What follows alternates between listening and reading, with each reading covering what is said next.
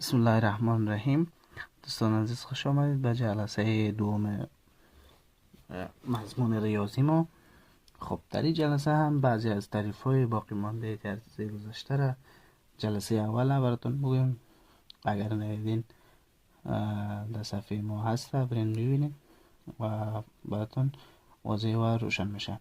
خب امروز موضوع درس ما هست تعریف حساب. حساب به شمارش اشیا و کمیت قابل پیمایش و اندازه‌گیری گفته می شود که با وسیله اعداد ارائه می شود. یعنی به اشیا، یعنی به شمارش اشیا و کمیت قابل پیمایش و اندازه‌گیری گفته میشه. حساب شمارش شده میشه و شمارش اشیا را شمارش میکنی و کمیاتی که قابل پیمایش باشه و قابل اندازه‌گیری باشه و این چیزا گفته میشه. میم سر عنوان دوم ما که هست عدد. عدد چیست؟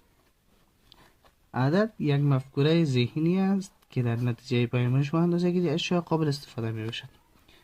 یعنی یک مفکوره ذهنی است که در نتیجه پیمایش و اندازه‌گیری چی استفاده میشه. مثلا یک چیز را پیمایش میکنیم، اندازه میکنیم. مثلا یک کیلو بوره میگیریم، بعد در آخر با عدد حساب میکنیم که چند کیلو شد. مثلا میگیم 1 کیلو شد. این چی شد؟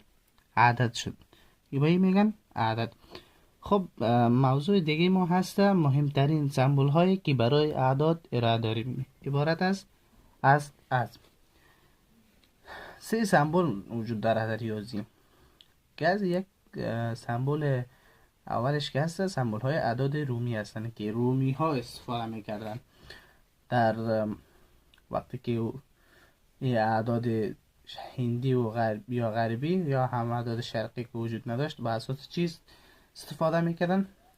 با اعداد رومی استفاده میکنم. خب این هم 1 است، 2 3 4 5 6 الا اما قدر کفایت میکنه. خب دوم سمبل که سمبل های اعداد هندی است. سمبل های اعداد هندی یا هم غربی که ما برش میگیم سمبل های انگلیسی و انگلیسی. خب تا 8 نوشته کردیم و با این هم آشنایی دارید شما.